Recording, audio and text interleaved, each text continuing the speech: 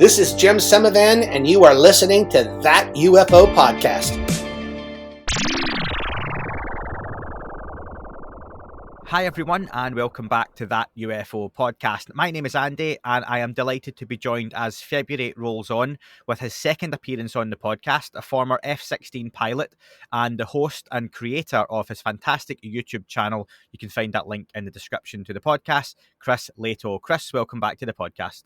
Thank you, Andy. It's great to be here.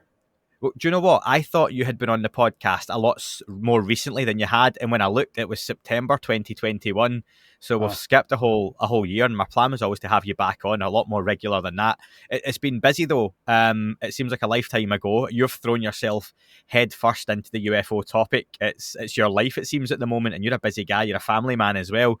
The Lehto Files over on YouTube's got almost 80,000 subscribers.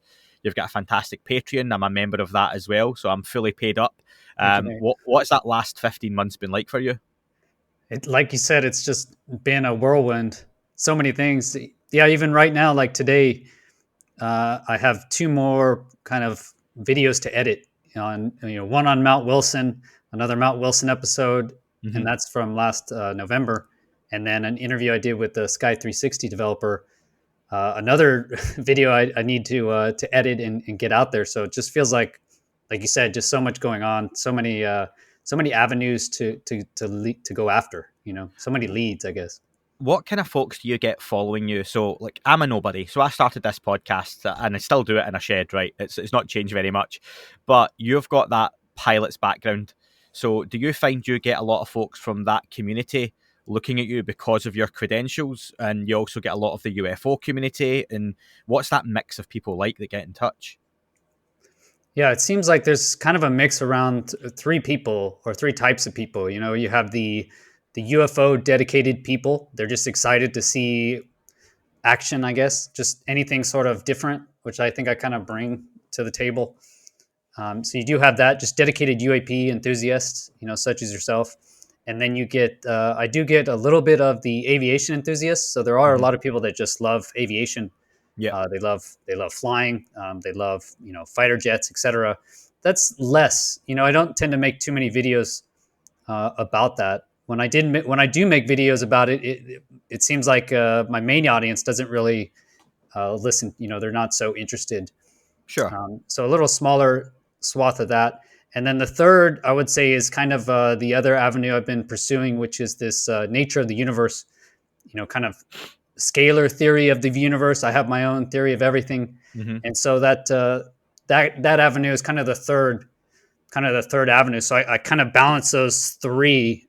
So I try and put out a video on the theory. I really enjoy looking into the physics, the science. I think there's so much we still don't know about the universe. And I think we're going to find out just so much in the next 5 years. I'm just so excited. And so I do try and put out videos on that, but it seems like about once, maybe twice a month, I get out a video on the physics stuff. So that's about the layout. Folks want to hear a bit of that. We touched on some of your theories in the last interview, the first one we done. People can go back and check that one out. This is going to be more head into it, your opinions, your thoughts on some of the goings on now.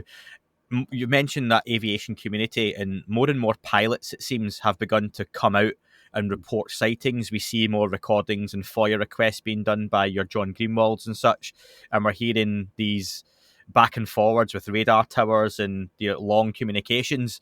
Did you expect this to happen as quickly as it had, that more and more folks are comfortable talking about UFO sightings? Yeah, I'm not sure. I guess I was expecting more data to come from the government. I was expecting at least more than one crappy video to be put out. I thought they would give us a little bit more, and I guess that's naive. Obviously naive looking back. So I would have hoped more pilots would have spoken out, to be honest. But I am very excited. Yeah, overall, I have to be very happy with it. You have Ben Hansen at Hypocenter 101. He's investigating this. So he's another pilot. And so he gets all the radio, basically the audio tapes. He's been working with that. Then you have Ryan Graves. So he just had another pilot, Mark Holsey, on his new podcast. So Ryan Graves has a new podcast. Everybody has a new podcast. Jeremy Corbell has a new podcast. Yep. So they're coming after us, Andy. So yeah, I was excited to see that, definitely. And it's great because when another pilot talks to him, I feel like they are asking the questions that I would want asked, for the most part. And so when another pilot interviews like Mark Holsey, that's good enough for me. I can just watch that interview, and now I can just analyze the things that he says from that. So I really think this is where we're using decentralized investigation. And that's why I put out a video. We talked a little bit beforehand about Mosul Orb, and basically, I basically can analyze it this week and put out a video immediately. So the same week, I can get my analysis out there, and of course, there's going to be mistakes, right? This isn't a scientifically peer-reviewed paper, but those take months. Look at the information that came out of UAPX after they're tearing the sky, the movie. I thought the actual tearing the sky movie was excellent, and unfortunately, I didn't watch it right when it came out. I don't know why I was turned off. I think a lot of people maybe for some reason turned off to the initial hype on it. Maybe there was so much hype on it and it couldn't deliver or something happened, but I ended up watching it finally. And that was a great movie, amazing. And so I think it's great that we have so many decentralized avenues. Ryan Graves interviews somebody. I don't talk really with Ryan Graves. Once in a while we commute. I'm trying to get him to come on my show. He said he would. I've seen a couple times. Yeah. We'll see what happens. So hopefully it comes on. I think it'd be great to talk with him. But even if he doesn't, I'm fine with it as long as he is doing his work, right? As long as he's putting out those interviews, that really helps. It helps the cause, so I can't complain. So I'm very happy to see all these pilots talking out. And I talked to Eric Delgado, my most popular recent video. He was basically Flight 82 captain. He has 31 years flying, 10 years as an Air Force tanker pilot, and then 21 years as a FedEx pilot. And he has that great video of an orb. And when I asked him, did you have any negative effects? He said nothing. No negative effects. In fact, it's been positive for him. His family was able to watch him on TV. He said they had a great time watching the show. Yeah. So I think that's great news that pilots are coming out. There's no negative effects and they're having a good time. So I hope we see more of that in the future. Do you know, I've never had an issue, and it's funny, some people get in touch and they'll say, oh, all these podcasts, there's too many. But the way I see it, it's like going to the supermarket and complaining there's too many brands of pasta. Like you can mix and match. You don't have to listen to all of them. You can choose what you like, and there's room for everyone. And if all of us interview the same person, you can hear 5 different interviews with the same person. And that's what I enjoy with your channel. And like, you listen to Ryan, you hear Jeremy and George and what they have done. People get different things from different interviews. That's what I enjoy, and it's down to the kind of presentation and the way the shows are formatted. So for me, it's the more the merrier. It doesn't clog up. You can pick and choose what you want. So I've really enjoyed, and especially hearing, like you say, it's not just another podcast for me. It's another avenue of information that comes out, especially when it comes to Jeremy Corbell and George Knapp, that we'll get to a little bit later on their Mosul Orb stuff. But for me, these are people that they drop information and it can be hard to chase up. And that's just even your average person on Twitter looking for more information on a video, data, sources. And unless you get a direct reply from Jeremy or George, there's nothing for months. Whereas now they've got a conduit where on a weekly basis, they can come back on statements, they can come back on criticisms, and they can give you extra information. And people like yourself, like you say, can get videos out, very high production value videos, very quickly, summarizing this kind of stuff as well. So I think it's a really rich database that's being created just for your average person with an interest in UFOs. Yeah, the way I think about it is as a neural network. If you look now, how does a normal neural network work? Is basically you have a neuron, like consider in your brain, and it gets all these signals, right? It gets information in, and then it processes it, and then it sends on, maybe one signal, right, to the right area. And that's how I kind of think of myself or you or any of us is I'm receiving all the information. I watched Jeremy Corbell's, I watched his Mosul Orb brief, live as close as I could be to live, and then I talk to you and I watch all these other things and I bring in like those 3 main kind of thoughts that I consider. And then I create my own, I'm processing it and then I send it out as a video right back into the network. And so now Jeremy Corbell, like if he comes across my video, maybe he'll learn something from how I analyzed it, and that allows the thousands of people, tens of thousands, hundreds of thousands of people out there, smart people, to look at this stuff and say, no, that's wrong. on the Eric Delgado orb capture, basically there's an autofocus issue. You can see it coming in as every second. It seems to there's an orb, essentially a light, and it expands and then goes back to a point source about every second. It's probably the autofocus. But I'm not a camera expert in that instance by any means. So putting that video out there now, I get thousands and thousands of people to review it. So I see it as a process. Yep. And I think what I find is like newer YouTubers, they seem like we're in competition. I feel like we're more in direct competition. And so they seem hesitant to like want to come on my show or to want to work with me. And that's fine. But I think they're just hurting themselves, because like you said, I think collaboration is the better way to go. Right. So people that are interested, my followers, those 80,000 people now, they're going to look at this. Hopefully some of them will watch this interview. And so they'll see you, and so you'll get some exposure to my audience. Right. And the same thing is your followers. Now, if I can provide any value to them, now I'm going to benefit as well. And so, I really think of it as a rising ship. And those of us in the trenches, the UAP, like you said, living UAP, basically, it appears like it's still mainstream and, everybody's talking about it. But then just, walk outside to someone you don't know and ask them about UAPs. Yeah. And chances are they're going to look at you with a straight blank face, okay, because they have no idea. Absolutely. And if you look at how many people are still spending hundreds of millions of dollars on just watching other people throw balls through, nets, doing things that I think are very, I love sports and I love watching all that stuff, but it's not going to move the needle for civilization. It's not going to, and that's what I want. I want to move the needle big time. And so that's why I want to aim for the fences with UAP Society. I don't want to do like little donations here. We're going to do this, we're aiming for changing the system at a base level, so anyway, I'm excited. I'm looking for collaboration. I think the more people on the team, the better it helps, and everybody's going to make mistakes. We just keep aiming for the final solution and we'll get there. Well, you mentioned Ben Hansen before, and Ben was on the podcast with myself later last year talking about some of those videos he's been getting through from pilots, and we are getting reports of UFOs circling above pilots. One of the issues being they're filming them with their cell phones, which is great getting any film, but the quality can be really low and poor, because we've all been there where you see something with the naked eye. And I was just talking with one of the MUFON directors from Southern California last night on the podcast. What you see with your naked eye and then what you film on your phone tend to be two very different things. So you go off of the testimony and any extra data we can get. The Ben Hansen videos, early skepticism put these down to misidentified Starlink satellites. And I wonder, have Starlink satellites become an issue for pilots because of the sheer volume of them in the sky when they are trying to identify what's out there? Yeah, this is one of the big key points is their safety incident. And for over 4 years, I was a safety investigator. Basically, I went to crash safety investigation school, and I loved it. And that was really where I started, where I first was able to investigate something.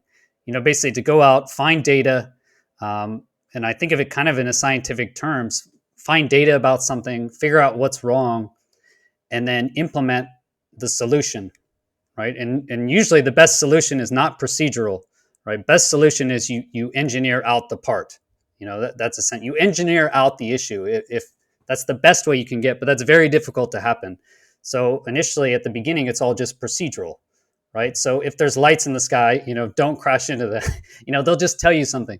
As far as the Starlink, for safety reporting, I think the best thing is, like you kind of mentioned with Jeremy Corbell and getting information out, right, is really about speeding up the information flow between the reporters and, the pilots that are out there and all the ATC situations, everyone involved. The faster that information gets dispersed, then the safer it will be, right?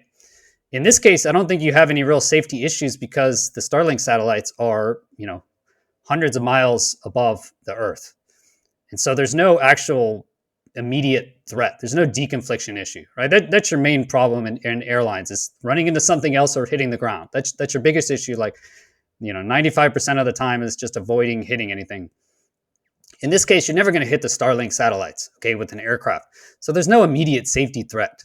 The only possible threat could be the pilot essentially, I don't know, thinks he's going to get hit by another plane or something, and then does some aggressive reactionary maneuver. I mean, in a commercial plane, you can't even do that initially, right? I mean, in a fighter, very quickly, yeah, you can run the plane into the ground or do something dangerous. But for that reason, fighter pilots, like for me, I don't move. Like if I hear a loud noise, I freeze. You know, literally, I've just been trained not to do anything without thinking. You know, that's kind of the fighter pilot training. So in this case, I don't think there's any safety issue, right? So what I see is the pilots would actually be looking outside more, right? Because what are your normal commercial pilots doing is probably just reading a book or watching a movie or something up there. You know, I hate to break everybody's bubble, burst everyone's bubble, but you know, the planes fly themselves. The pilots are there as safety observers, essentially, and to do the taxiing on the ground, right? The AI hasn't really solved it on the ground, taxiing, answering radio calls, etc. But as far as just the plane, making sure it doesn't hit anything, it's going to take care of itself as long as the pilots don't do something crazy. So the whole Starlink thing, in summary, I think it's good. I really think it's good that our pilots are interested in looking outside. Because that's what you want. Because that all the time, like we made fun of the new F-15 pilots when they came on board, because they would just head down. They had this amazing radar, but they would just be looking down into the cockpit, right? And you could see their plane with your eyes, and you would just go and shoot them. You know, so I think it's good that they're looking outside. More reporting is better. So what'll happen is, and I've seen this multiple times, right? Let's say you have a safety issue. Okay, so I had to investigate bird strikes there was an airfield in southern Spain. And so I went to investigate, right? They had C5s, so heavy aircraft would come through and they were getting bird strikes. But what was happening is it wasn't being reported. So they weren't being reported. The issue was there, but it wasn't being reported, right? So on paper, everything's fine, right? Everything's fine on paper. But once you start investigating it, what happens is the number of reports goes up. Obviously, right? Because now you're counting. So you're actually assessing, okay, now the reports went up. So on paper, what happens? Oh shit, man, look at this issue. We're having a rapid increase in bird strikes. No, you're just actually seeing what's out there. You're actually taking account of what's actually out there. So that could be the more pilots that know about these Starlink, the more pilots that are actually looking outside, then we should expect more accounts, right? We should expect more accounts of these lights in the sky. Okay, so we will have more people reporting Starlink satellites as unknowns. But this is a good thing. So that is a good thing. That's how you raise your numbers. Raising your safety numbers is looked down upon by people that don't understand the system, right? But the first thing to solving a problem and to reducing the accident potential is getting data about it, right? Understanding the problem. And so I think you'll see our numbers go up, which people say, oh, you know, we're wasting pilots' time. It's like, no, man, pilots have plenty of time up there. They have plenty of time. We need them looking outside, maybe taking photos. So you mentioned one camera, even a crappy camera, right? But if you get two cameras, so if there's another plane and they also film it, now even with two crappy cameras, we can get an angle. And now we can start actually figuring out. So any data is good. I'd say use cell phone cameras. That's great, amazing. If any, you know, actual photographers out there or pilots, and you know, bring some better zoom cameras and share the information. What's it like being a pilot and seeing ordinary folks critiquing pilots' ability to observe what they're seeing? Because you see a lot of that online. What is fair criticism? Because is it easy for a pilot to still misidentify so much in the sky? I think myself, I've always had the idea that, you know, watching Top Gun Maverick, great movie by the way, people like yourself are the creme de la creme of, you know what you're looking at, and if a balloon flies past you or it's, you know, a satellite in the sky, you're going to know. But is that always the case? No, I guess kind of what I mentioned on being a pilot is that I'm trained as a fighter pilot in particular, right? I was trained to not move, and it's funny because, you know, and I've kind of broken it after a couple of years, but a glass will fall off the counter and my wife will just boom catch it immediately, like quick reaction. and I don't. I just watch it, and so that went away, and now I can catch. I've kind of broken that habit. But the point is that it's humans flying planes, right? So a good pilot, I think they're good because they understand and they've been trained over years and years, tons of training, that they are human and that they have all of those limitations. Yep. That's the biggest thing. So on every flight, I misidentified something. Every flight. And the other thing is I never trust my eyes fully. And I also learned that. And I never trust my flight lead fully. This is the other thing is, everybody wanted to be like the best pilot. I want to be the guy that no one's afraid to follow, right? No one's afraid to follow that guy into combat. And for my part, I'm like, no, I don't want that. I want you to be afraid, right? I want you to be slightly afraid. I don't want you to trust everything I do or say. Why would you possibly do that? What if I run us into a wall? And that happens. So the point is that, and you will see that happen. You can look back at many plane crashes, and because again, I was a safety officer, and what'll happen is the crew, usually if it's a crew, they will just trust the lead pilot and not question his actions, right? Mm-hmm. And that lead pilot, if he believes everything he says, if he believes everything his biological system is telling him, that can lead to all these terrible crashes you see. So I would say I think their words should be listened to. People do misidentify things. Pilots do misidentify things. We're all human at the end of the day. But you should take the aggregate of, at some point, there's so many pilots saying it, and all of these pilots have been trained in all those things. So we should take into account the seasoned pilots, the experienced pilots know that they misidentify things just because they've done it so many times. Mm-hmm. Is that plane turning towards me? No, it's turning away. Okay, thank you. Is that plane? That plane's turning away. Oh my God, it's turning towards me. I'm going to die. That's literally what it is. So after enough of those incidents, you learn to not trust what you're seeing. And so I would say the good pilots are very hesitant to say, I know exactly what that was. So yeah. And what we need to be aware of as well is it's better to have pilots reporting more and more cases that we can solve and can put down to prosaic explanations to get to the ones that aren't as easily explained. Otherwise, we get them going back into the shadows and people not wanting to report. The whole stigma being reduced seems to be really a real thing. We don't want that to go back, do we? Because like you say, then we don't get the volume of reports. So it's all very well that the UFO report came out, and I know Julian Barnes in his New York Times article focused heavily on, 53% of those were actually solved, negating the fact 47% weren't. And even that 47%, let's be fair, 40% of those, again, probably still can be solved down the line with something much more terrestrial. We're still probably looking at a 5 or 7% of, wow, that really is unexplainable. And that's the interesting stuff, isn't it? Exactly. Yeah. In order to actually find the cause of an accident is you need to start increasing your numbers. You need to actually start gathering data. So higher numbers is indicative of more investigation, right? The more people that know about Starlink and the more people that can accurately identify it, the more pilots that know, hey, oh, wait, what are those crazy lights over there? Oh, that's Starlink, because I watched this video on it and that looks exactly like it. Well, why don't we just video it just to make sure? So the more of those events, the better. And again, I think that's decentralized investigation. That's decentralized science. I'm not talking to Ben at all. Once in a while we commute, but he's investigating pilots. He's asking about these and he's putting it online. So that's another data point. So yeah, I think it's great to get more data points. What we need the pilots looking outside. They're out there the most, right?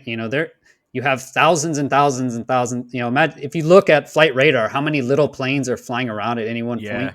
Anytime, it's amazing. So if you think about, those are trained observers up there, and most of the time they're just watching TV. It would be awesome if they were looking outside. I think it'd be great if we could, mobilize that. I hope no one's listening to this right now on a flight and they're looking down the aisle towards the cockpit thinking, is my pilot watching a movie while we're up here? And like you're saying, Chris, they probably are. So same with me. I was looking outside more for you. Now I look outside on this last flights I was on. I'm still reading, But then I look outside for a while, and I'm trying to see. So just think about the more people that know about this stuff. Now we have, hundreds of thousands of people on commercial flights. Now we have tons of observers. So once the data gets up high enough, and then if we're still not finding anything anomalous, then it'd be like, okay, we need to dial down. Maybe there is nothing. I'd be surprised, but. Well, I'll tell you what, if any time in the future someone is listening to this and they're on a flight, send me a picture of you on the flight and I'll send you a t-shirt for the podcast, right? No matter how far in the future it is, if this podcast is even still going. A story that broke, now we're recording this, Chris, and it's not going to go out till closer to mid-February. It's the 3rd of February, and just last night, overnight, a story broke that there was at first a UFO sighting over Montana. I don't know if you've seen this. No. Basically, there's a video of someone filming the moon and saying, now there's the moon, and they put the camera way over to the left, and there's a very big bright light just sitting in the sky. It turns out, and the Pentagon has confirmed, it was a Chinese spy balloon. So this is basically came out in the last 8 to 10 hours during the night here in the UK. You're based in Portugal, so we're on the same time zone. So it was like early morning. And I just wonder, we've now got some very close images of it. How common is it, do you think, that we have, not just in the UK or Portugal, or particularly, I'm guessing, the US, foreign technology in the skies that people just potentially misidentify? But how common is that we've got these spy balloons and whatnot just there? I mean, over the mainland of US, I haven't heard of anything, honestly, because there's satellites, so you can't stop a satellite from overflying the US. Yep. And it's legal. So it seems much easier to do that rather than fly in a Chinese space balloon that can be obviously picked up and identified. So this, I do, as I was walking in, I saw a headline for that, a Chinese spy balloon, which makes sense, right? I'm sure we have systems, again, you have satellites. So what would the spy balloon do that, a satellite couldn't? It's going to give you continuous coverage in that area, sustained coverage rather than just flying by. So I'm actually curious now. Look, as we launched a space balloon, for the UAP Society, mm-hmm. and it was a weather balloon, and basically, from what I understand, every kind of medium-sized weather facility in the world, I'm guessing, releases weather balloons almost every day. Yeah. So you're going to have a lot of these weather balloons out there flying around, thousands of them, which is surprising. I didn't see more as a pilot. I did see a couple, but that's it. So there are thousands of these flying around. So it would make sense if you're, for an adversary to make a weather balloon, but it has other sensors on it, and then just disguise it as a weather balloon. I'm sure that's been done. So yeah, I don't know. Off the borders for sure. I think off the borders, there's always, but we always were told that there's, Chinese fishing vessels, etc. Anything could be over the oceans. So in international waters. But that's the first time I've heard overland, some sort of foreign system. And it seems like a pretty old school technology as well, a balloon. But like you say, it does have its advantages over a satellite. But you'd think in 2023, we keep hearing what technology that we see is 30 years behind what they've actually got. So to think the Chinese are still putting balloons above the US. But you say that doesn't surprise you that technology is deployed because it's pretty useful. Yeah, that's what I found is it's quite cheap. And you can put it up to a very high, if you can get it to a high altitude, it's very difficult to detect, mm-hmm. especially with radar because it's not moving. And that's what we've seen a lot is off the East Coast. You have the range fallow reports, and basically they have these box orbs, and everyone, they say, oh, it's obviously a balloon, etc. Well, unless there's high winds, that is a huge negative of your balloons is, at least I don't know how to keep a large balloon stable in high winds. Yeah.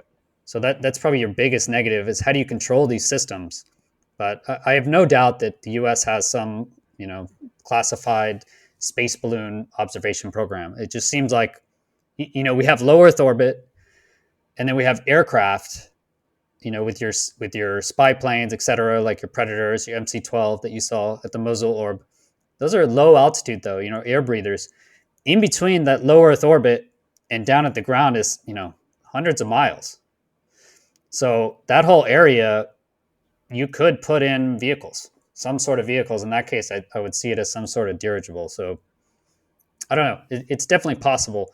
But my big thing against that is if you have high winds, then your whole balloon idea, this whole idea that all these things are just balloons, you can make anything in the shape of, you can make a balloon into any shape, by the way. Balloon animals exist for a reason. Batman. Yeah. You can make it, again, there's balloon animals, okay? Yeah. If you're curious if you can make a balloon into anything, just YouTube, interesting balloon animals. So you can make a balloon into any shape, right? So they obviously, even a flying saucer, that's going to be a balloon, right? Everything can be a balloon unless it's in high winds. And then the question is, how do you maneuver a balloon, right, in high winds? I don't know how. Remember, George Knapp had released those pictures now. The last couple of years have been a blur. So last year or the year before, the 3 snaps from the pilot. Yeah. And one of them did look, well, we had the famous Batman balloon, didn't we? Which was, everyone said it was. And, that's still up in the air for debate, literally. But one of them did look like a big kind of blimp balloon. And I wonder, does this sort of discovery overnight of this Chinese spy balloon above the US maybe help point to that previous one more than likely being some kind of foreign tech balloon that was placed there? Or is that still unlikely, do you think? Yeah, it's definitely likely. I mean, that's been the main argument, right? Is that this is some sort of balloon. And if you look at that, that's the Acorn sphere blimp video. That actually my most popular short by far is on that. Okay. If you look at it too, that blimp looking thing at the end, it actually does look like a Tic Tac, actually. If you consider what a Tic Tac, if you consider the shape, to me, it looks like a Tic Tac.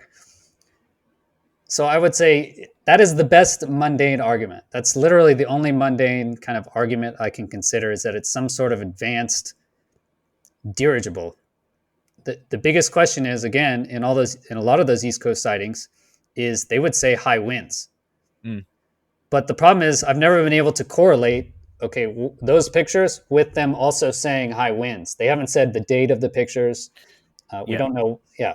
So I can't get any more data. All I have is those 4 kind of crappy pictures with no correlating data. But if we can correlate it to the same day, and that day has high winds, and you have those pilots saying that, it was like 150 knot winds out there at 27,000 feet, then there's no way this this Chinese space blimp or whatever balloon they're talking about, unless it has engines on it, there's no way it's going to stay in the same position in 150 knot winds. It's just that would be breakthrough technology. And either way, it's interesting.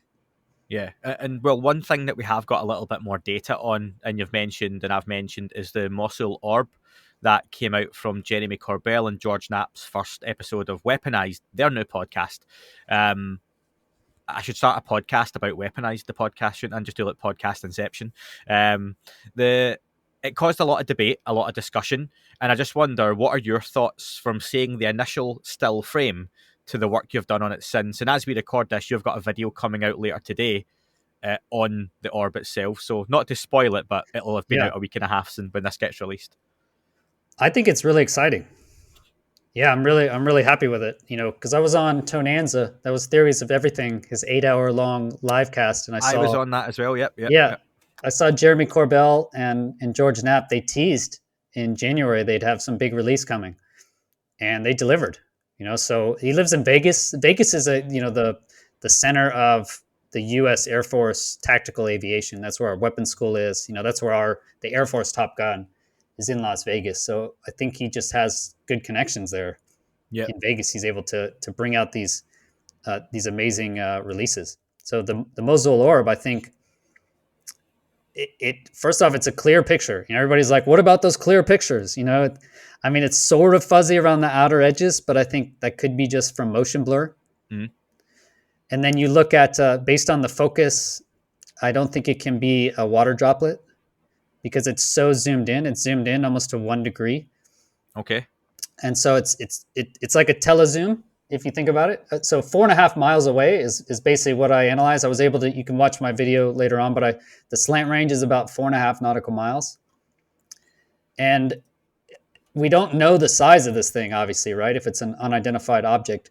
But if it's a meter across, then it would be about halfway between the jet and the ground in that picture. So that's what I was able to find. So we'll learn more. They said there's a 4-second video. Yep.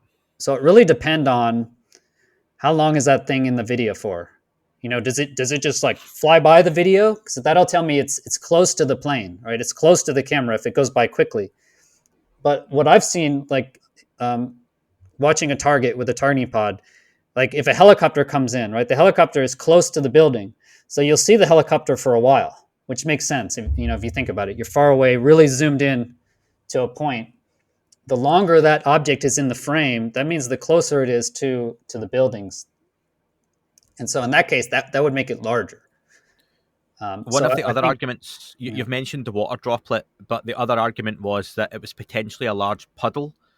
Someone had looked at Google Maps, and in that exact spot, which it may just be coincidence, and isn't this just typical of the UFO subject, the object appears to be over what is like a big indentation in the ground.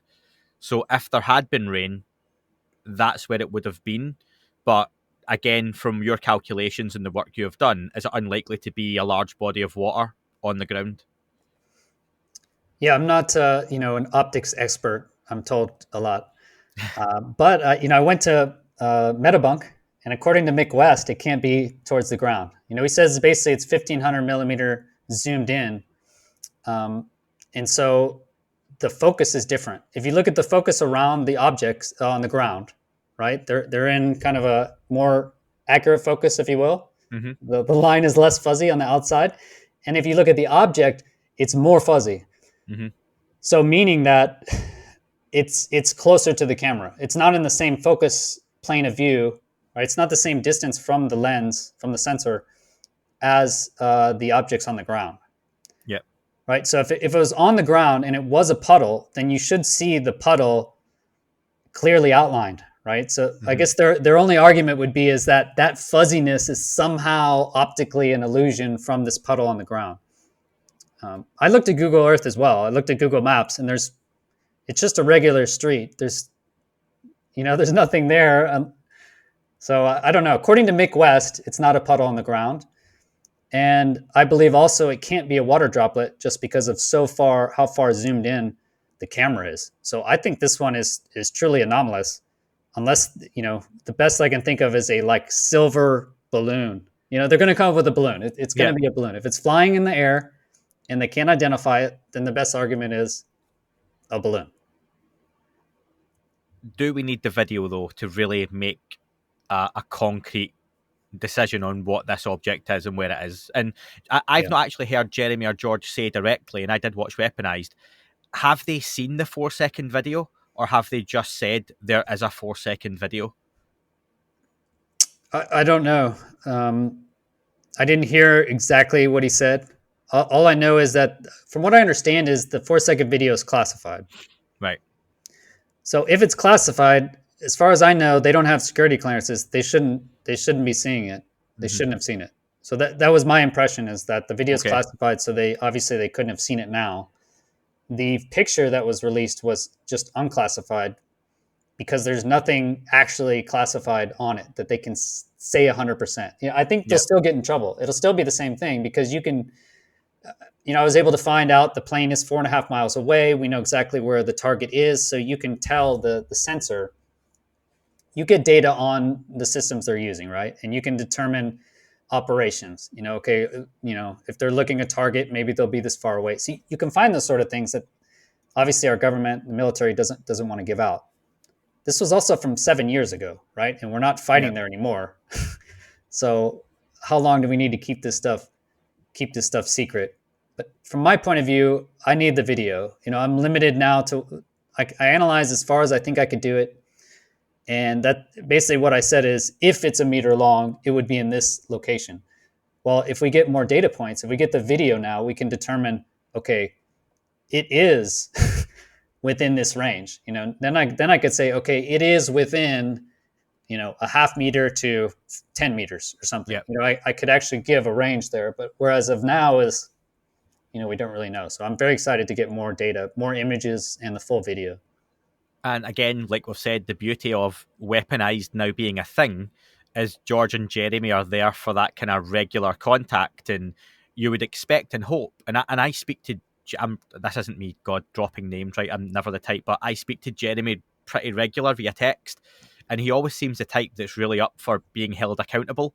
And I think I would be disappointed if they didn't address it regularly on the podcast and come back to drops to say, this is what we said last week. And whether it was debunked or actually here's something that's been brought up, let's answer these things first and then move on, because this is the opportunity they've got with the platform that they have, which is already a massive success. But I think that for me is the key to it being a continued success. Yeah, definitely. I think, whatever you think about Jeremy Corbell, his releases have been, approved by the government, meaning whatever he releases, the U.S. government has come around and said, yes, that is legitimate. Those are real. They haven't come out yet and been like, no, that's not true, or that video wasn't realistic. So I would take it as, yeah, it looks like it's a realistic capture. And also interesting that it's this round orb thing that seems like it keeps coming up. Ross Coulthart, he initially had the Betz sphere kind of idea, but I've also had many videos. One's from Nigel Benton. He's in the UK, actually, in England, and he had separated by 15 years. He videoed just a white orb. It looks like, I don't know, a planet that's maybe too bright during the day. Mm-hmm. And it actually passes, a plane passes behind it. So you can actually see it's nearer to and no one's really talked about those. I bring it up. I've made a couple of videos on it, but those sort of captures just kind of go by the wayside. What was his name? Just I'll put the link for your video in the description, but for people who may have heard that and went, oh, what did he say? Nigel Benton. I'll stick that link again in the description, folks. Excellent. He has two videos. He went out, I think in 2008. He captured the first one just by accident. He was sitting back in his garden looking up, and he saw like a star during the day. He's like, that's weird. And so he ended up videoing it. I ended up seeing the video. He asked me what I should do with it, and I said, hey, put it on YouTube. So he throws it on YouTube.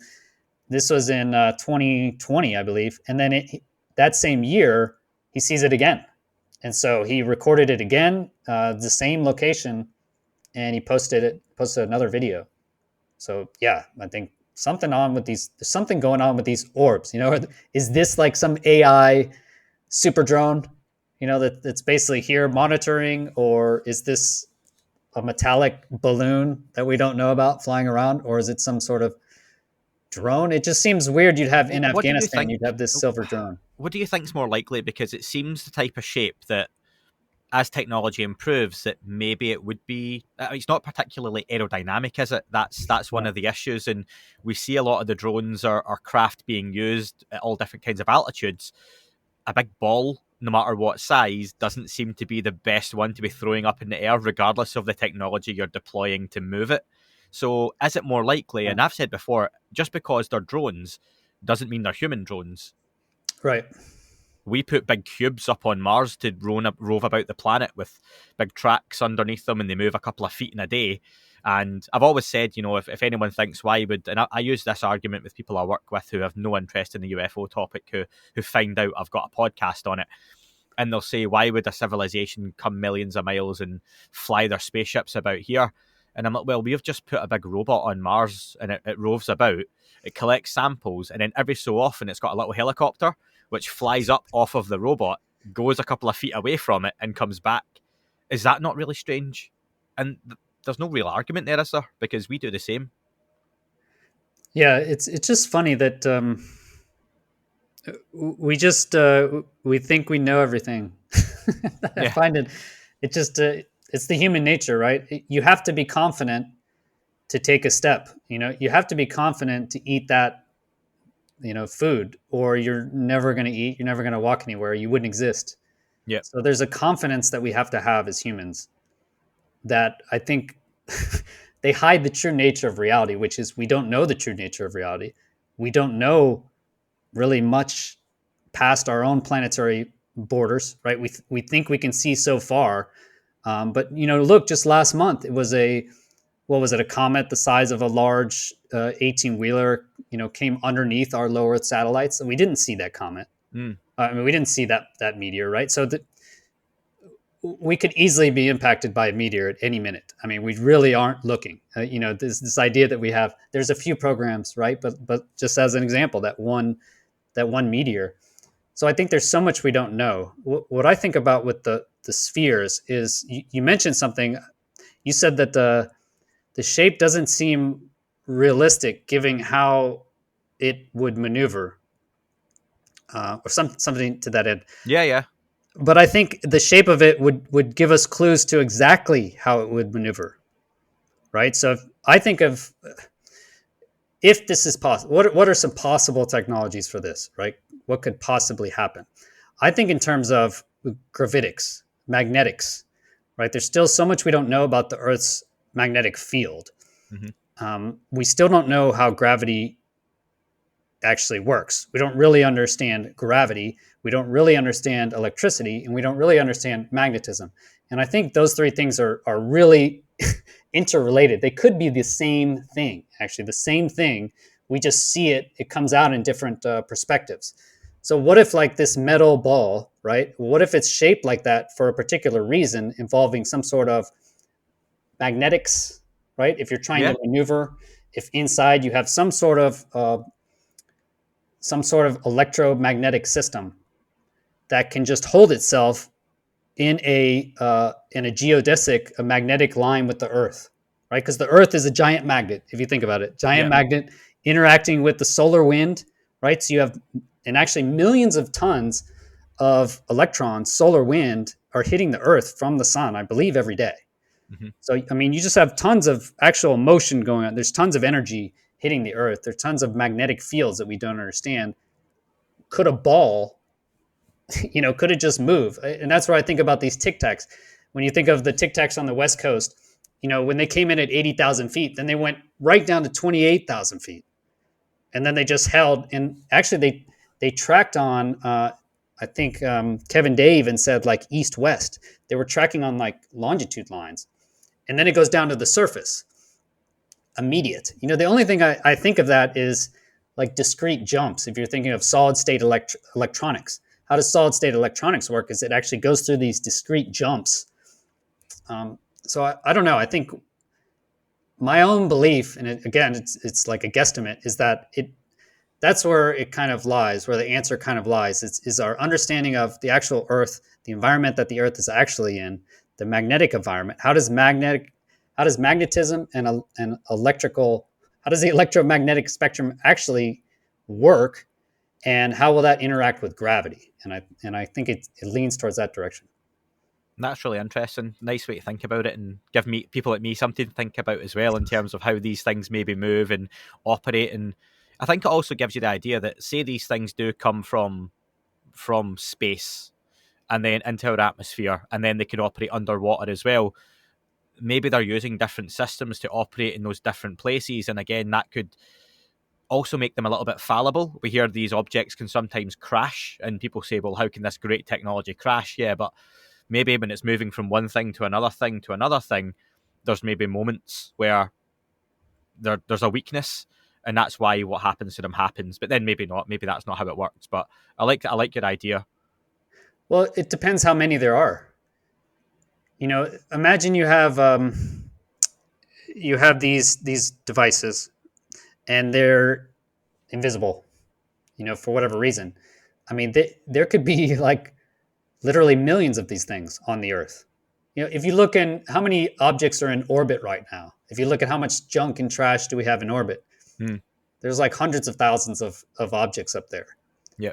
The Earth is a big place. We like to think that that it's not, right, but you could literally have millions of these objects, and you just have a very small percentage of them that fails or crashes or doesn't work, or we're able to detect just such a small percentage that it comes out that way, you know. No, pretty cool. I like that. I want to know, Chris, moving on very slightly, what's been some of the most compelling evidence you've looked at over the last year? Now, you've put out a lot of videos, and I would encourage folks to go and look at those. Is there anything, though, that you've worked on that you've thought that to you is something really worth going after? Oh, man, like a case or... Yeah, I mean, it might be like the Mosul Orb, for example, where you think, I would love more on that. That's the one. Or has it been one of the pilot sightings? Or I've been most surprised, I guess, by the amount of data that, I guess, proving or proclaiming to prove that there is telepathic communication. Okay. That's probably then the biggest, I guess, surprise for me. As far as the smoking gun, you know, for me, I try and put out everything immediately. You know, I don't like holding information at all. Mm-hmm. I don't know why, if it's like an excitement to try and publish it or not. So I don't have anything really that I'm not. You could watch my channel and basically you would have kind of a understanding of all the things I'm looking at. The thing that's probably surprised me the most, though, is this from Dean Radin. Mm-hmm. He has done all these apparent scientific experiments, right? Everybody's asking, where's the data? Where's the data? Well, this guy's done all these scientific experiments. Dean Radin has done them, according to him, proving this non-locality. So basically telepathic effects, specifically on the double slit experiment. And for me, if that's true, I mean, I think that would just blow our current understanding of physics out of the water. Right? Can you explain that you mentioned double slit experiment? Is that the one that I've seen the picture or the graphic where you're looking at the two lines? Yeah. And can you explain that? Because an idiot like me sees it and goes, I think I've got a rough idea what's going on, but dumb it down for me. I don't know if anyone can explain it, you know, but I will say it comes from the double slit experiment that was Thomas Young in 1809. So I guess the biggest evidence I can point to is that it's been over 200 years since this experiment, and the scientists are still talking about it on opposing sides. Right? You can look on YouTube, and you'll find YouTubers saying that the double slit experiment is not, there's no there, right? It's explained. It's obviously explained, and then you can find in the same area the opposite explanation, that the double slit is mind bending and it proves non-locality, right? So the biggest thing I would suggest is over 200 years, they're still talking about it, okay? And so that should give some sort of idea that there is something there. So as far as the actual experiment that Dean Radin did, is the double slit experiment is basically when you shine a light through a hole, okay? When you shine a light through a hole, what we found is it acts like water. So the same thing as if, you know, in a pool, waves around a pool. If you have a little hole in a pool and you splash on one side, right, you'll have a pattern go out, you know, in waves.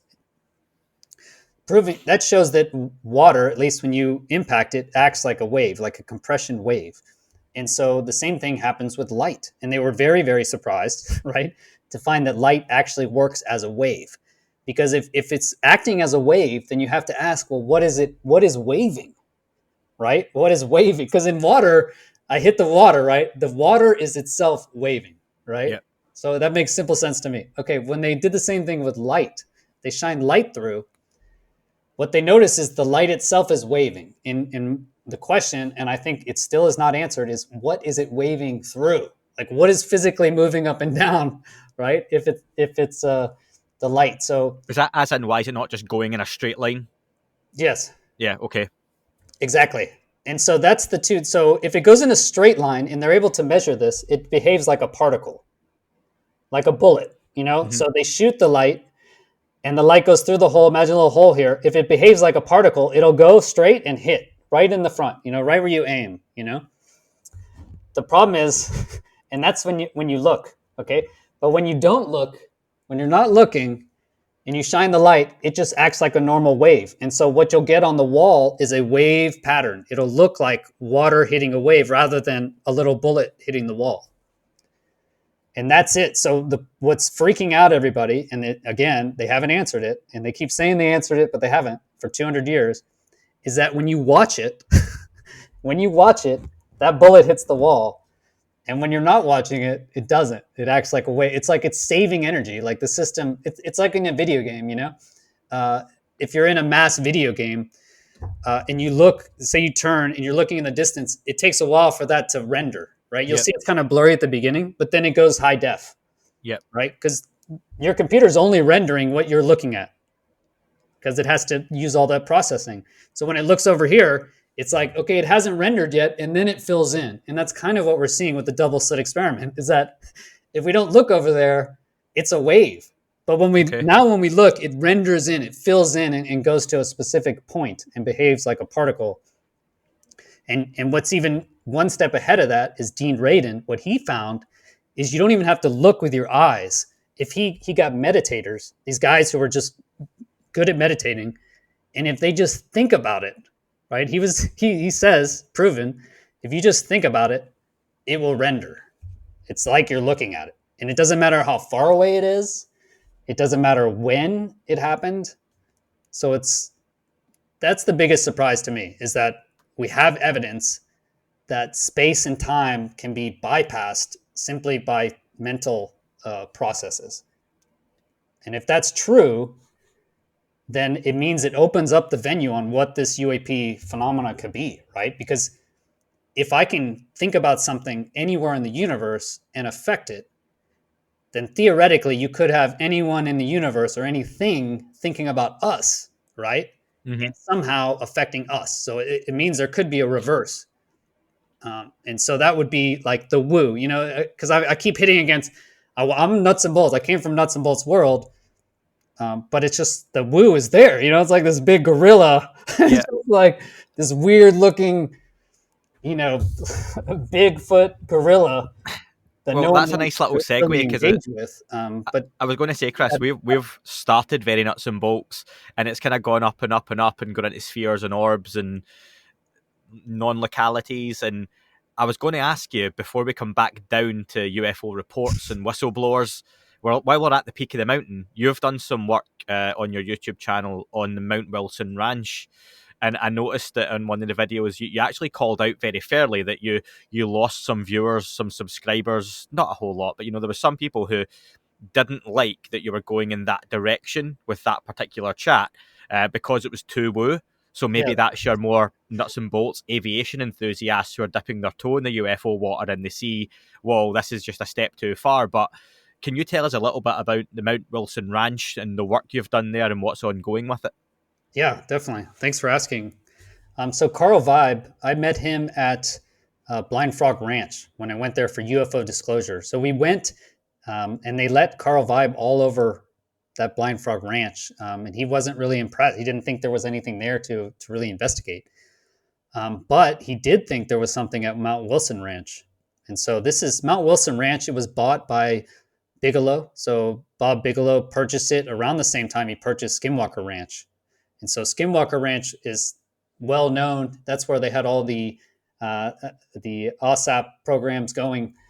But they also had Mount Wilson Ranch, and they invited the same team. So we have pictures. Carl has pictures. There's also pictures in Jacques Vallée's book on them in Mount Wilson Ranch. So Eric Davis, Hal Puthoff, Bob Bigelow, that whole team, the NIDS team, did for some reason thought it was interesting, so that alone made it interesting for me. Second thing is there's a lot of shaman crazy stories, your woo stories just pervade that whole area, so, which is also interesting. And then finally is we partnered with Sky 360, and so their camera systems are almost ready. I just saw, I'm editing a video now with one of the developers, but the tracking system works. So they use ChatGPT, and it just accelerated our coding, right? Because he can just tell ChatGPT or ask it to code these things, these tools that they need. And so it works now. So the object tracking software is working. The hardware has been finalized. So I think we'll be ready to go back this spring, and I want to put 3 systems in a triangle of these Sky 360 sky searching systems and get them up and running. And I hope to just have them streaming as best we can. So that's the whole idea of Mount Wilson Ranch. It's exciting. It's definitely an exciting place. I think you'll hear about it in the future. What are you hoping to see, though? Are you hoping to find, similar to Skinwalker Ranch, we hear there's the activity in the sky. We hear about the activity on the ranch, portals opening up, dire wolves, cattle being moved from one location to like inside small cabins and then bursting out in catatonic states. Is that all the same type of activity that you're hoping and expecting to find at Mount Wilson? Yeah, I hope to find anything anomalous. I mean, for me personally, it's at 8,000 feet. So Mount Wilson, there's an observatory right nearby because it has clear skies. It's in Nevada, has super clear skies. It's up at 8,000 feet, and then it's, I think, 60 miles from Area 51. So for me, it's a interesting location where other investigators are going. So UAP Society, the idea was to make a formal integration. So use Web3 technology, but get these people like Carl. Carl's perfect, man. He's a UAP Society, basically founding member. And so what he did is he found Mount Wilson. He convinced me, at least, that it's an interesting place. And then he worked with the owner, Jeff McBurney. And so now we can make a headquarters there. So for me is setting up a permanent research station. So my own interest is in the sky. So looking to these Sky 360 systems, but I also am very interested in these other kind of aspects you talked about. The weird mental aspects. Could there be some sort of telepathic communication, through time, through space? It sounds ridiculous. A year ago, I would have said that's ridiculous to myself, right? But you asked kind of what's the biggest thing that changed, and surprising is that I would consider that possible, right? Mm-hmm. We have scientists saying, here's the evidence, it's possible. He has more science. He has it's like a mass double slit experiment coming out this year. He's building his own little technical devices. That's Dean Radin. So we should see more evidence of this. Space and time not being local, mental effects. At the same time, at Mount Wilson Ranch, you have Carl Vibe, who's gone through the Gateway program. So he's basically studied the CIA's mental Gateway program, I think from the 70s. It's actually been changed now.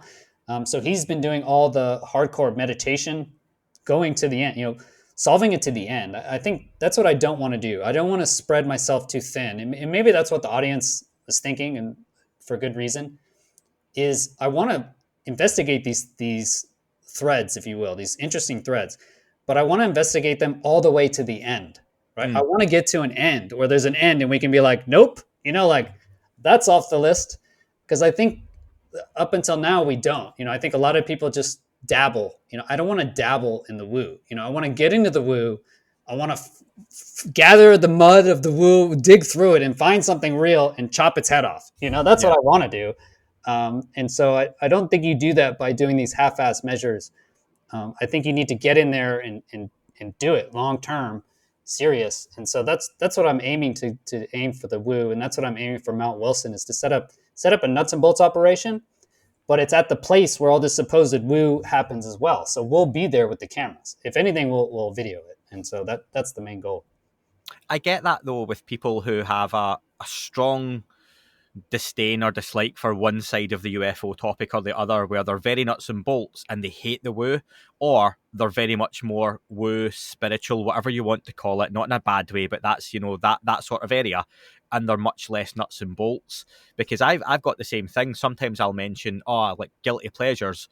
I remember I used to watch YouTube videos about Andrew Basiago, and he would talk about being part of the Mars jump program, apparently with President Obama, and as kids they would go, and it was crazy.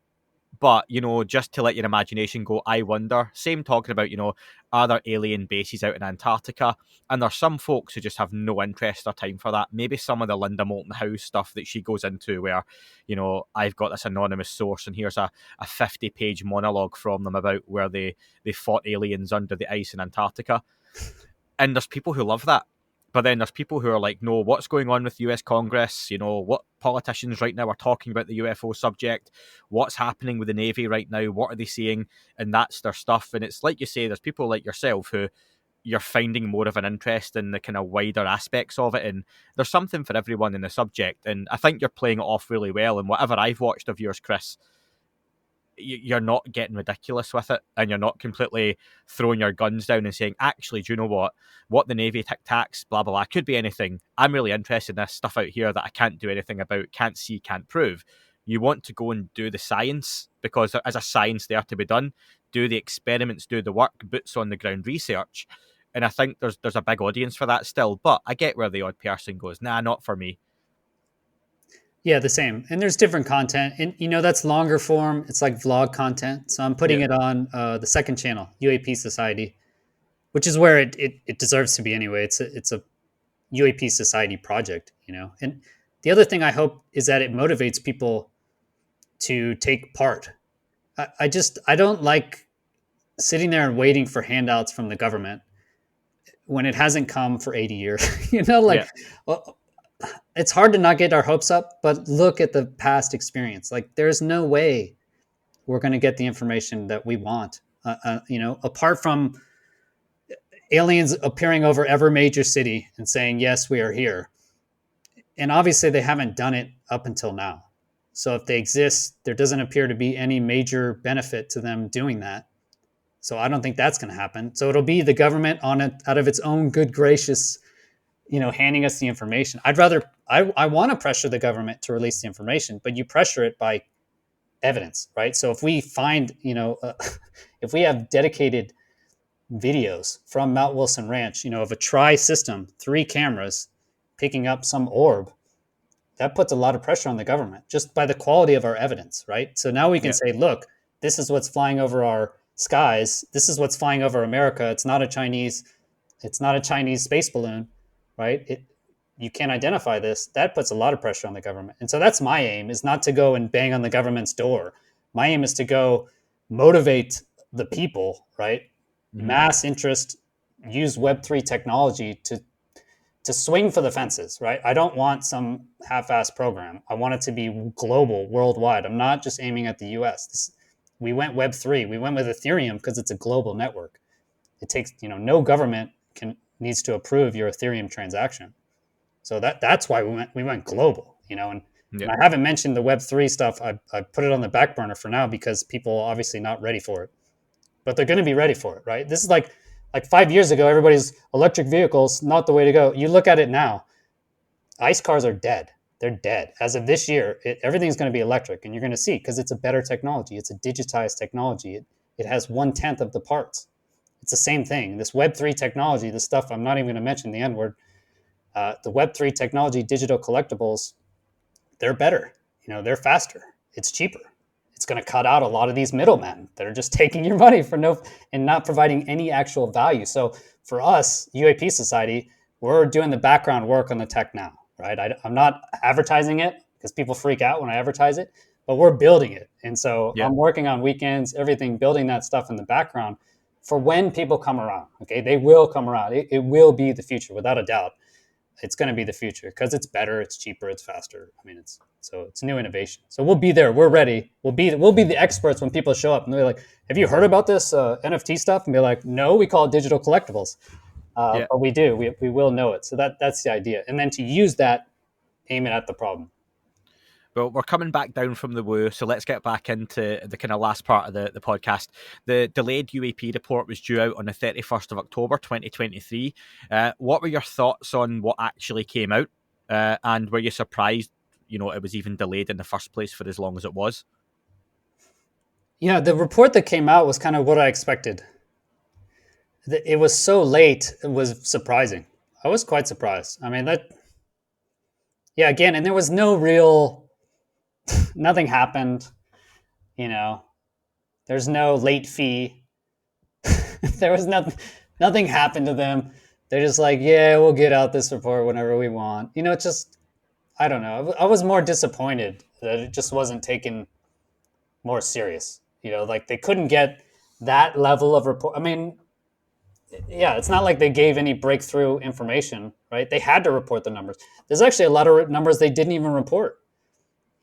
Maybe they reported it to the classified, Yeah. but there's a list, in the NDAA, there's a list of what they're required to report it, and all of those things were not in the report that came out. So, I mean, all they gave us was the numbers, but they did give numbers. And like I said, having higher numbers at least is indicative of a system that's getting information, right? At least they're getting some data. And it sounds like that the Mosul orb came from this UAP area. It sounds like the AARO office has this, the AARO office, the AARO. I mean, don't put office in the name of your Yeah. acronym, like It's like PIN number. Yeah. It's yeah. like, yeah. What's your PIN number? Yeah. Yeah, so all domain, that's great. I'm glad they made it all domain. So that means water, space, air, great. And it's still an A, so that's great. All domain anomaly resolution office. So AARO, that's a great name actually. Just it sounds good. It sounds like it has a direction. It sounds quite cool. The kids can get on board with it on TikTok, yeah. So I guess that's all I would say is the report was as I thought it would be. I wasn't blown away either way. But it was just so late. I just couldn't believe it. Yeah, I think Blockbuster took late fees more seriously than the government seemed to, but there'll be reasons for that, I am sure. But I wonder then, looking more positively, what do you hope we can see in future reports? Because and I hate to be sympathetic to it being so late and maybe it being as lacking as it was, but it was what I expected as well. They've now had several changes of office. We've had, AIMSOG and then AARO, and we've had the change from who originally was drafting the report, and then it changed. We've now got Dr. Sean Kirkpatrick and team, who only had really a couple of months to put it together properly. They now have had extra time. They had that initial delayed report.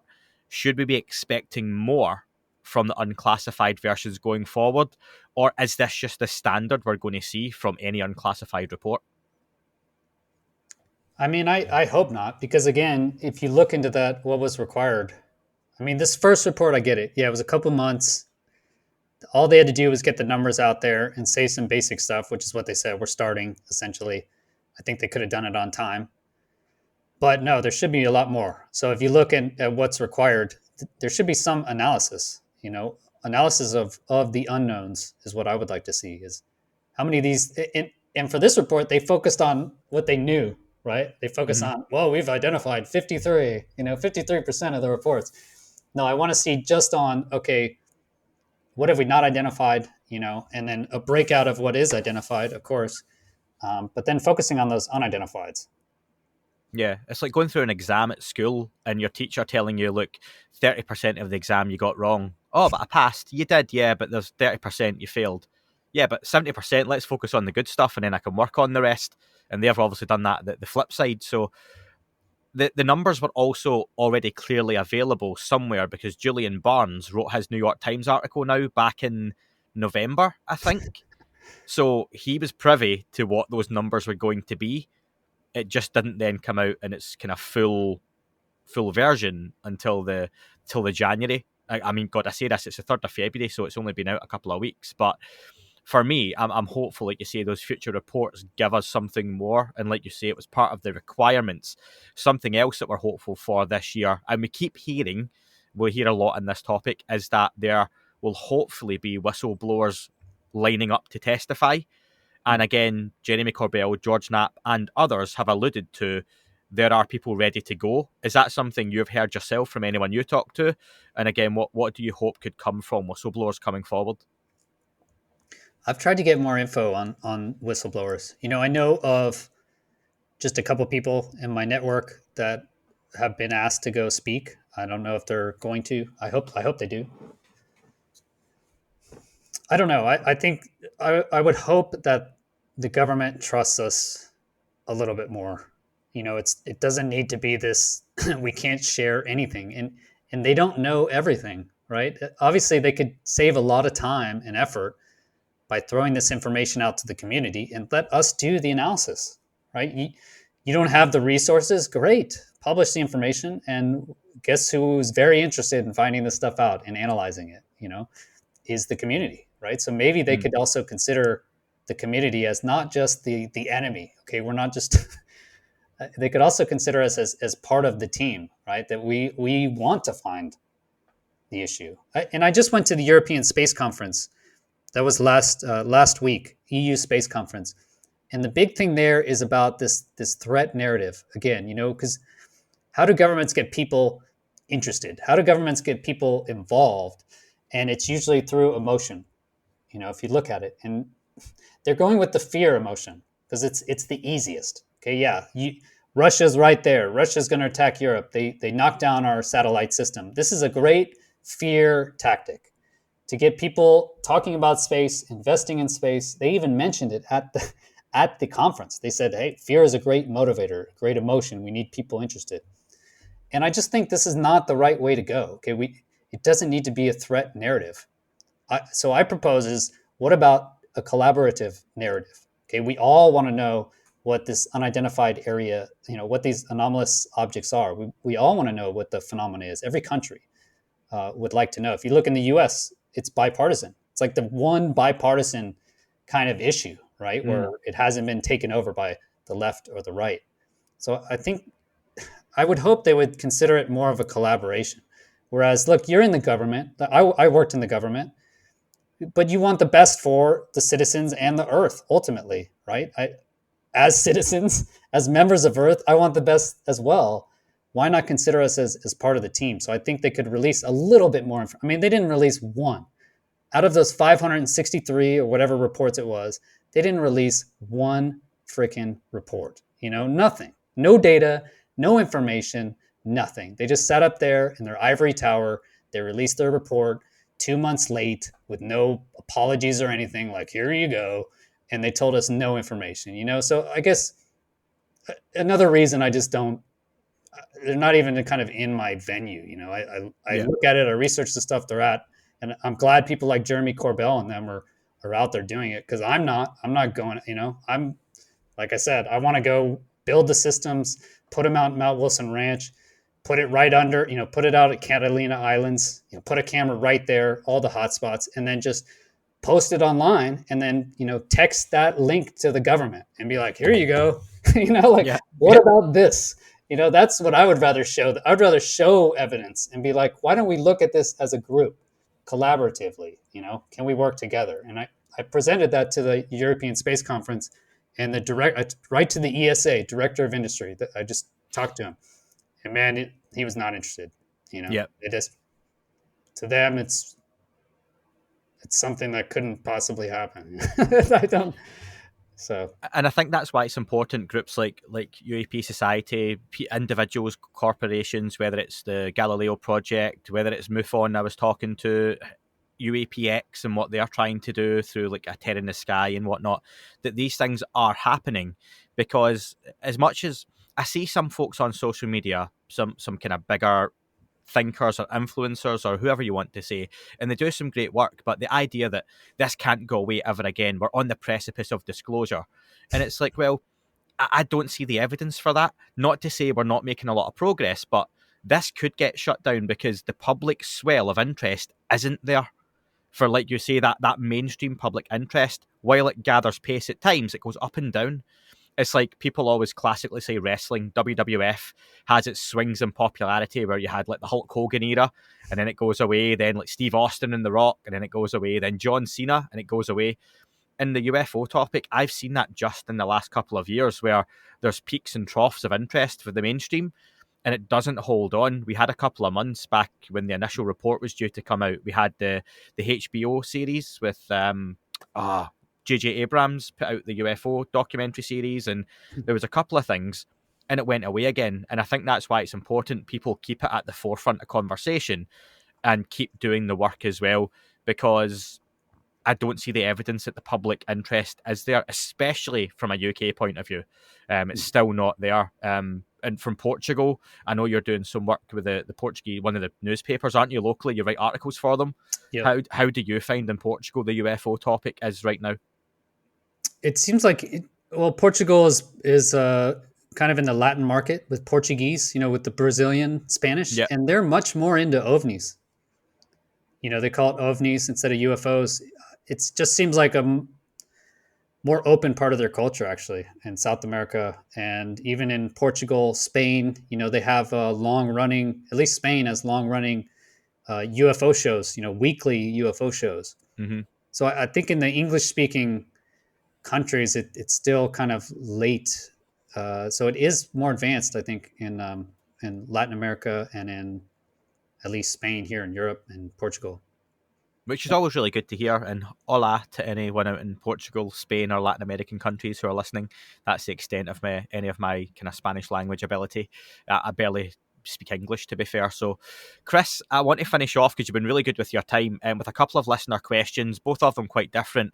I'll start with Gary. Gary wants to know, does Chris have any thoughts on why UFOs are sometimes reported to fly in formation? We've touched on Ryan Graves, and he talks about those spheres inside of cubes that were in front of the gimbal, apparently, in a V-like formation. Any thoughts on that? Yeah, I guess I have two different ideas or thoughts that came to mind. The first is if you think of like Phoenix Lights, that's an interesting case because you have these wide, like balls of light, essentially, but flying in a locked formation, basically just lockstep together, almost like a part of the same giant craft. And so that's what a lot of people reported, is that it was a big V and we could see the lights, but actually around the lights was a craft, a giant boomerang shaped craft. So the first thought would be, are these parts of the engines that we could see? Is it some sort of part of the technology that moves the craft, envelops the craft? Same thing with Turkey UFO. They seem to have like these kind of weird lights because you always hear about these balls of light, like we talked about earlier. And that goes back to also Berkshire UFO. Berkshire UFO, Martin Willis did a great show on that. One of the first ones I kind of looked into. On that, there's a case where this guy he's crossing a bridge with his car, and he looks over as a family. This is before they get abducted, essentially, and he sees just a light. There's just like a ball of light following them, along with their car, right? And then he stops and he looks over again. And instead of a ball of light being there, there is this giant ship, like a giant spaceship. So, like stories like that, again, anecdotal, all this stuff, with a grain of salt, etc. But stories like that show that maybe it's just what we see is the orb. So we just see that ball of light, but it's really kind of like a portal, or it's like a door, or it's just like the engine. Like we only see the exhaust of the engine. Yeah. You can only see in infrared or something. So like the rest of the craft is being hidden. That's the first thought, and then the second thought you hear about is these things seem to fly almost like organic entities. If I've thought before, if you had life, if you could have plasma-based life, if you have life, whatever, a different type of life, not based on our chemistry, etc., but based on plasma energy, right, the fourth state of matter, then could these be some sort of just space life forms, like a space insect, something flying around, and Space that jellyfish. They seem to fly like insects together. Interesting, yeah. I know Dan, who comes on the podcast regular, and the work he's doing with Vinnie Adams and Ash Cowie and others in phenomenology. They're going back out to Colombia this April, where they're looking at potential these balls of lightning, and are these some other forms of life? Is this what part of this phenomena could be? And like you say, it's just we stick to life being our chemistry. And I always wonder, we hear about other planets being inhospitable to life, it's a gas planet or it's this. And yeah, well, for us maybe, but what about, like you say, other forms of potential life being formed on those planets? So yeah, interesting. Thanks for the answer. And Bakir asks, and you touched on this a little bit before, to be honest, Chris. What does Chris think about the idea of humans being the neural network of a bigger organism's brain? Call it the brain of God or the brain of the universe. And he says, Andy, I'm sure you can word it better, but I've left it in his own words because I think that's perfectly fine, Bakir. So thank you. Excellent. Yeah, I love that idea. Like I said, that's the third part of my kind of show. My channel is on the theory of everything, and it's really a scalar view of the universe. That we are, it's basically that patterns emerge at different sizes, if you can think of it that way. It's not that necessarily we're inside of a larger brain, I guess. It is that the structure that allows our brain that allows us to think, the physical structure that we see is very similar to the physical structure we see for the greater universe, right? So I think of it more as a what they do. Basically, by action, we relate to neurons in your brain, right? We fulfill the same role as a neuron in your brain. So in that sense, to me, it seems very obvious that we are in a much larger system, right? And we call systems, organized systems of life, organisms.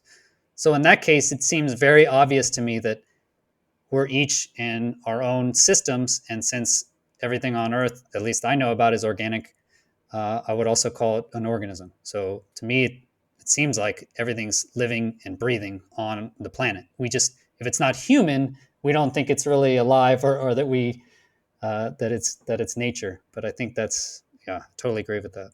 So if you're going to phone in sick to work tomorrow, folks, for a day off, call your boss and tell them, do you know what? We're just the neural network of a bigger organism, and what's the point in coming into work 9 to 5 tomorrow? I'm going to take the day just to chill and be a neuron. That's one of the arguments of existence, is that if you have a system, right, then it would make sense at all different levels of organization to have some sort of feedback loop. And so you can make an argument that is what consciousness is that it's the entire system having observer feedback loops. So like you and me, we're here in a conscious environment, seeing around and saying, this sucks, this is messed up. I want to fix this system. Why? I want to make it more efficient. I want to remove evil. I want to remove pain and suffering. So I think it could be argued that we are like observers for a larger feedback loop system. And that would be where consciousness is. Well, Chris, we have went around the houses on this one, which has been great. It's been all over, but I love that. And we've crammed a lot into almost an hour and a half.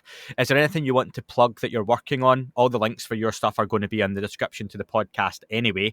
But what's to come on your channel over the next coming weeks and months? I wanted to just relay one last point. Was I think the key difference now between the past, so why should we keep doing this? Why am I optimistic that we'll get any information? Is the technology, right? We're at a totally different time now. I'm talking to you real time, right? For free, essentially, video chat, and you'll publish this out within a week, essentially.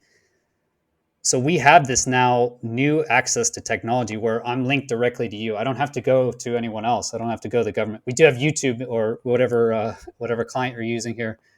Zencastr, I'll give them a shout out. They do sponsor, so yeah. Excellent. Yeah, it seems to be working well. And so I would say now we have decentralized technology, and that's the big thing. So for me, I'm working on building that Web3. How can we use that technology the best, like on the bleeding edge, right? Ahead of government, right? I want to be ahead of what the government people can even understand, so that we can leverage that. And so for that, it's Mount Wilson Ranch, it's Sky 360, and UAP Society. So that's really what I'm focusing on. But yeah, they can just watch at the YouTube channel, check out our other UAP Society channel. We're trying to grow that to its own kind of organization. And yeah, it was great. Thanks for having me on, Andy. Anytime. And please, if you haven't already, check out Chris's channel and the UAP Society channel as well. Links in the description. Thanks for listening. And if you've come over from Chris's channel to listen to me talk to Chris, thank you very much. Hopefully you stick around as well. And hopefully, Chris, it's not a year before you're back on again. So look forward to speaking again soon. Look forward to it, mate. Thank you. That is all for this week's show. Thank you very much for listening. Please remember to leave the podcast a review on your chosen platform. You can like, retweet and subscribe. That would all be very much appreciated. The shows are being uploaded onto YouTube as we speak more and more. You can sign up at patreon.com/That UFO Podcast to access the shows ad-free as well. Please get in touch on Twitter, Facebook, Instagram, That UFO Podcast. Of course, on Twitter, it's at UFO UAP AM. And again, folks, as always, keep looking up. You never know what you might see.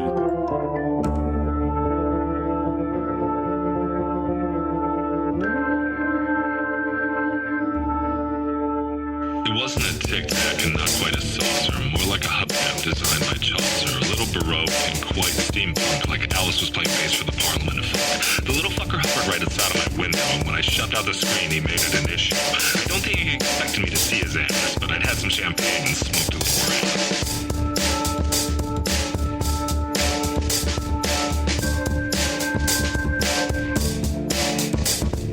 Meditative game of state full on meta. Can't imagine how it could have been any better. I got to the top of the stairs and there he was. Like, you awake? I was about to abduct you, cuz.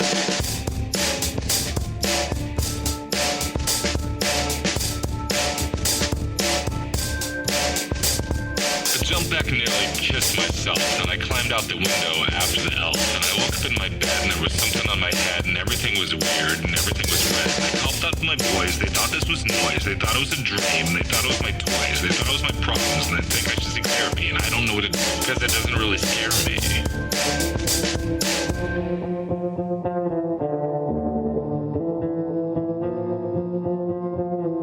If you really want to know who I think I be, I think it's you and me and us and we and him and her and that and she and that thing over there and what's that, Jake?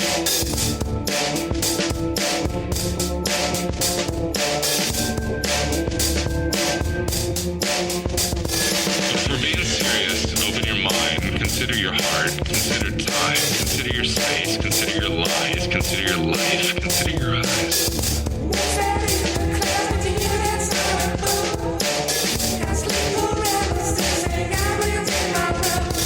It wasn't a tic-tac and not quite a saucer.